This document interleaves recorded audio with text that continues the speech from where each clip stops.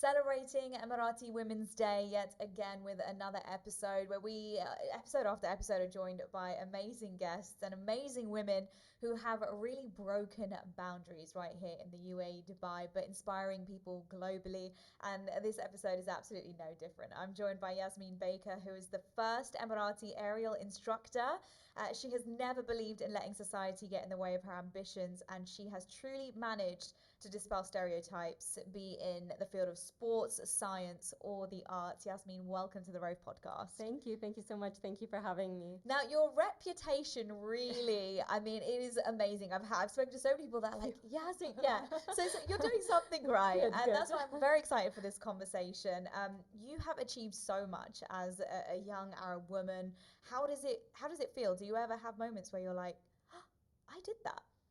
It's funny that you ask it in that way because when I look back, in the grand scheme of things, when you say it like that, I recognize like, yeah, there have been a lot of things I can say I checked off my bucket list or to-do list or achievement list or a lot of goals that I've met, but I didn't realize I was doing it in the moment. Mm-hmm. It just kind of one thing came after the next, and I'm, you can say, very curious by nature. Maybe that's the scientist in me. Mm-hmm. And once something, triggered my curiosity, I just wanted to go for it and explore it. And whether that was sports, whether that was different career paths, whether that was the groups of people I became friends with.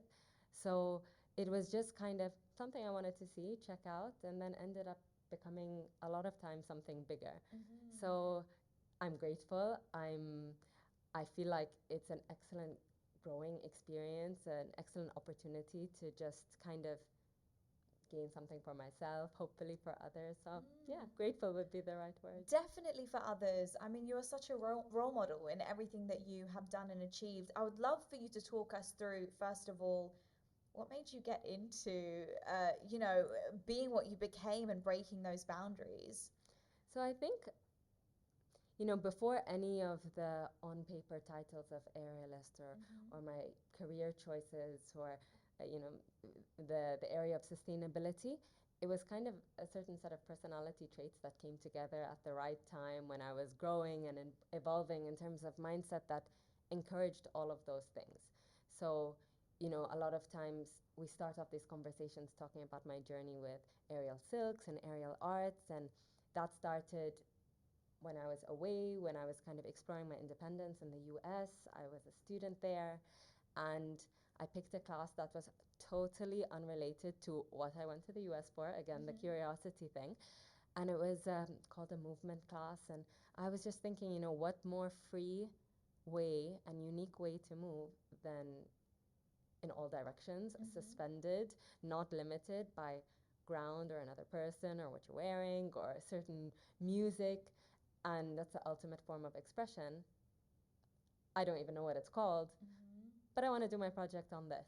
Wow. And I also wasn't like an avid fitness person. I had never really gone to a gym before that. I was athletic and I enjoyed certain things, but there was just this thing, and I said, you know what, what's the harm in trying it?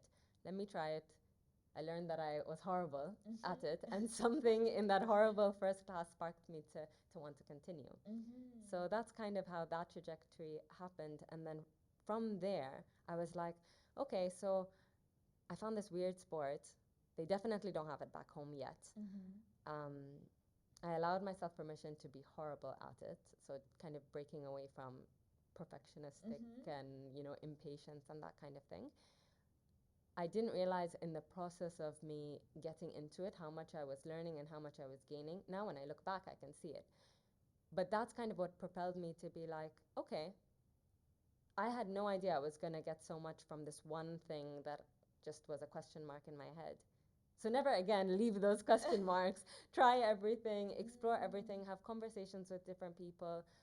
There's so much to gain that we don't even know is possible until we put ourselves in that situation. Yeah, but this mindset, like for someone as young as you were, it's just it sounds so unique for its time as well. Especially culture, society, community, whatever you want to call it, family, friends, who are all conditioned and set in a certain mindset.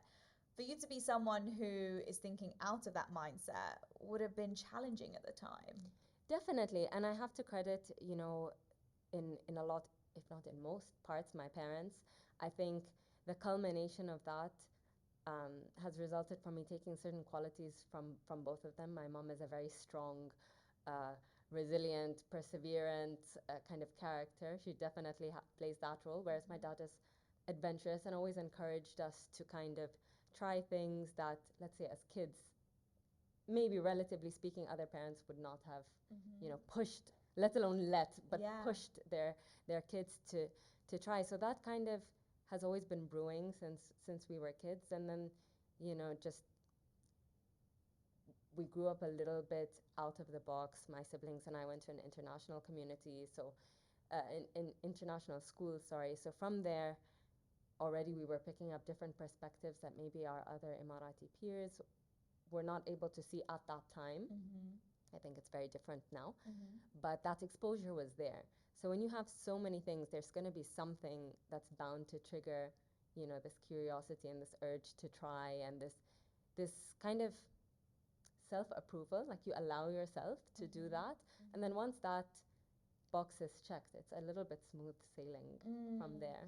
I think it's so beautiful that your parents were so behind you throughout it all, because I'm so aware that a lot of families, a lot of kids, even grown adults now probably looking back are like, I never had that. So that's so wonderful that you did that. And within society, like, did you feel that, oh, I'm a bit of an alien?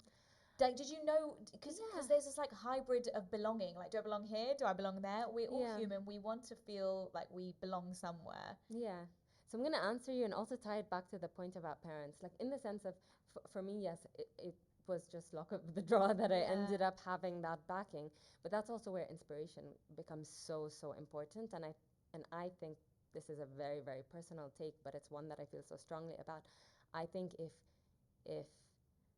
you're someone who's been in a position where you've had this luck of the draw and been able to see what you can achieve with that backing, then sharing it with other people who may not have the same circumstances or may not be aware of the circumstances around them or of potential interests or things that they might be able to do.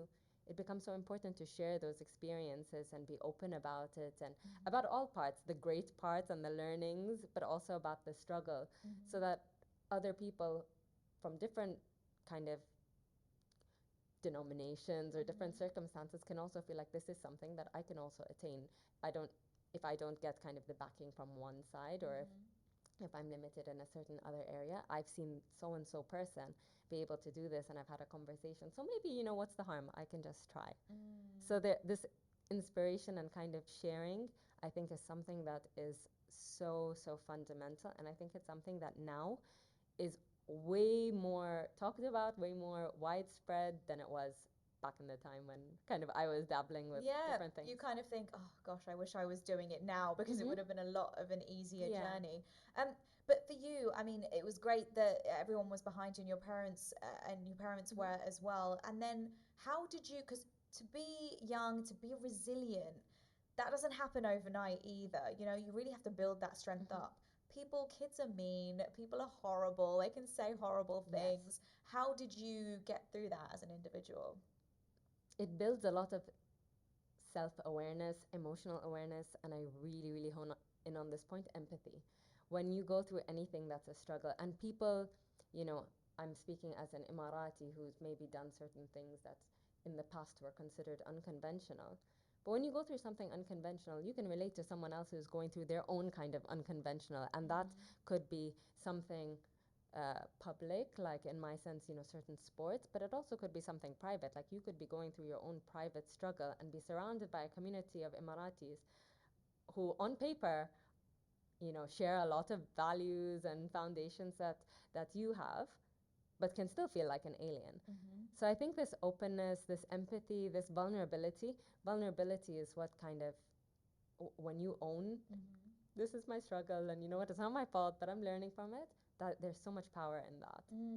Did you have moments, because I'm a ex semi-professional tennis player, and traveling the world and not really being homeschooled and all these kind of things, I felt so alone at so many moments, even though I had the support of my family and friends, and you weren't a normal college, Mm-hmm. university student where you were going out, experiencing those Yeah. social kind of Mm-hmm. things. How did you get through that, and what got you through those alone moments? I think again, I'm saying this on the other side, I Yeah. guess, but there were periods at certain times in my life, quite young, I would say. Mm. This is not university, I would say Mhm. beforehand, where I really struggled to wrap my head around my identity. Of course, at the time, I wouldn't speak about it in the same way. It was just a feeling like of Mhm. being a bit awkward, sometimes not getting invited to certain gatherings. Like you said, kids are mean. Mhm. And the second you start, coming up with something that seems out of the ordinary, it wasn't that um, the level of empathy, those kinds of conversations were had a lot less back then than they Mhm. are now, which is Mhm. great and a big Yeah. relief. But I think you just kind of be patient through it because there is so much learning. Like I said, I don't think had I not gone through that kind of difficult. I was also a very runty kid. So everyone else was kind of like growing taller and going to parties, and I was still like, had my braces and was tiny and that kind of thing. Mhm. But had I not waited in that discomfort for as long as I did, I wouldn't be able to maybe relate to as many people as I feel like I can now, or Mhm. have conversations, or really feel for someone else, even if their struggle is one that I will never face and Mhm. one that I haven't experienced before and I don't get. But just the fact that I've gone through that feeling with a different kind of, covering over it, Mhm. it's it's a really powerful lesson. It is, and you are such a role model to so many for what you've done. But just you as a person, as a human, and the energy that you put out is just wonderful. But I would love to know if you had role models growing up, Oh my gosh. or So even now. I interesting. think even now, as grown adults, we have role I think models as there's well. so many people now who I just think are so cool. Like Mhm. Emirati Women is the best platform to start seeing these because, back in the day, when I was younger, before any aerial, any sports, any kind of public facing anything, before I figured myself out, there was a handful maybe of people who were out there. There wasn't social media. Mhm. That's also, a huge part of Mhm. it. Yeah. But there wasn't many people who were saying, look, I'm doing this and it's out there and it's different, or I choose to wear this kind of clothes or color my hair this way or do this kind of art or pursue this career. I choose to, ride motorbikes or Mhm. whatever else. Yeah. So there was a lot less kind of ability to tack your experience onto someone else's. And this is where social media becomes, and just media in general, but Mhm. social media, of course, becomes so powerful because now you're like, oh my God, there's this Emirati woman going to space. There's an Emirati woman who, I don't know what you call it, drives the metro. Mhm. There's race car drivers and artists and people who just choose to present themselves in whatever way they choose uniquely.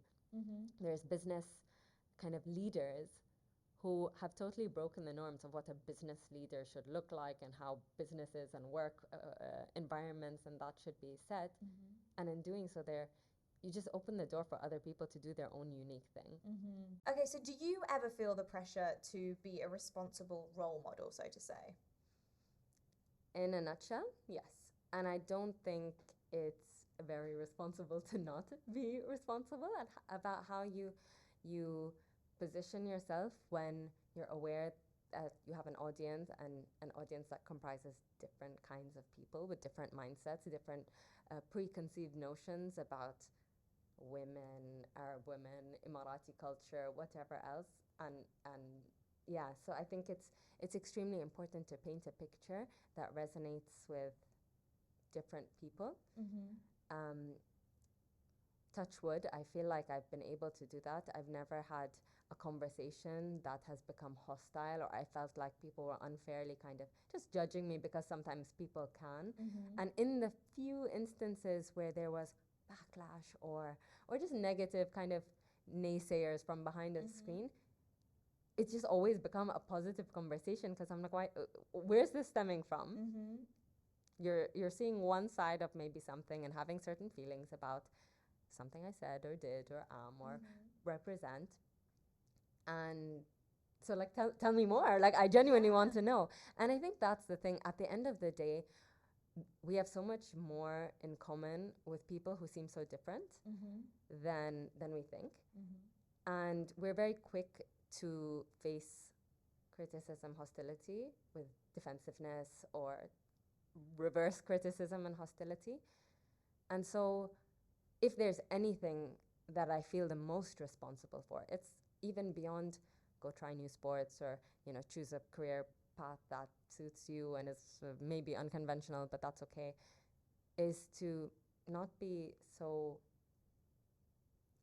kind of be open to other people, even those that you think there's no way you could be open with. Lead with kindness.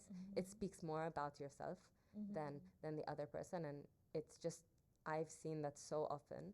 When you lead with kindness, you receive it back, even if it doesn't start that way, but that cycle has to break. And it just benefits so many more people than perpetuating this, they said a mean thing to me, so I said something mean back, and, you know, so on and so forth. We just make it more okay for people to be vulnerable about their shared humanity, shared human qualities. Yeah, and then that's why I think Dubai and the UAE in general is such a beautiful place, because of the people from all different walks of life. You know, we kind of have access to them if we choose to do so, and if you're right, if our minds are open as well. Your journey has evolved so much. I would love for you to tell us what you're doing now and how your journey has changed. That is a great question, and it's a weird one for me to answer, because the phase I'm at now is probably the most different and the weirdest for me than any of the other phases I've experienced. I'm a very on the go person. In Arabic, we have a saying that goes like "fich duda." My husband tells me this all the time. It means you have like a worm in your system, which basically means you can't sit still. So I thought that after my last job, which was with Expo 2020, which was so dynamic, so engaging, it took a lot. It took a lot of resources and tapping into resources. I thought after that came to a stop, I'm going to have, which in parts I am having, this major existential crisis. I'm not going to be able to know what to do with myself and where to go next.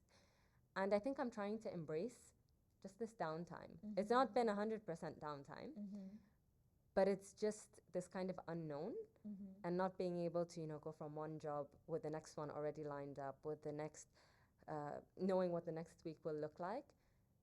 And I thought I would last a month doing this. I think it's been a couple of months since that fixed phase has ended. So I'm just kind of having conversations like this one with some old friends, with new friends, with strangers.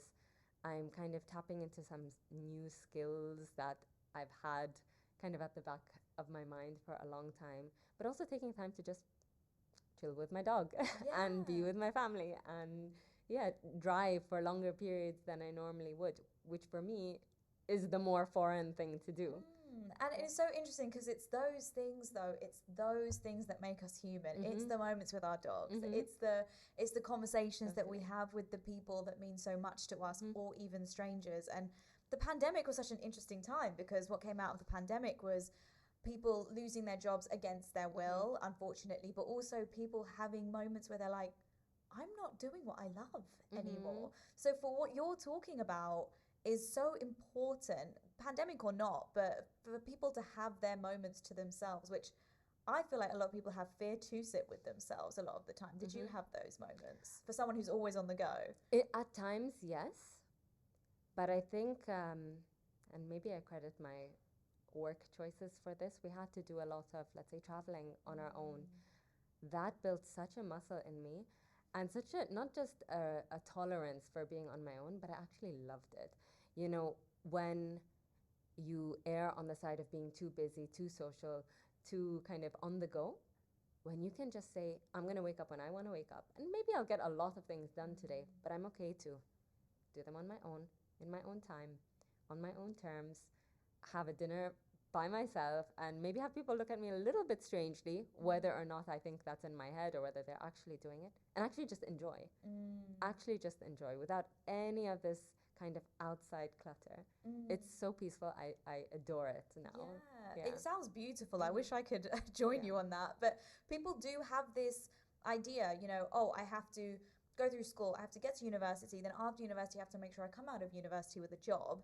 And then with that job, it has to then lead me to somewhere. And then by the age of 30, I want to be on this amount of money. I want to be married. I want to have 2 kids. I want to be living in a house. Oh, There is this like set recipe or map out for all of us that is kind of like one size fits all, definitely. and it's really difficult. And I'm so glad we need to have more and more conversations like this, and are these conversations that you have in your inner circle as well. Definitely, definitely. And I think the more conversations you have with people and the more open you are, which in turn allows people to be more open about their experience, you'll find that everyone has this heightened awareness of where they think they should be Mm-hmm. in relation to other people who they don't know are also feeling the same way in Yeah. some way, shape, or form.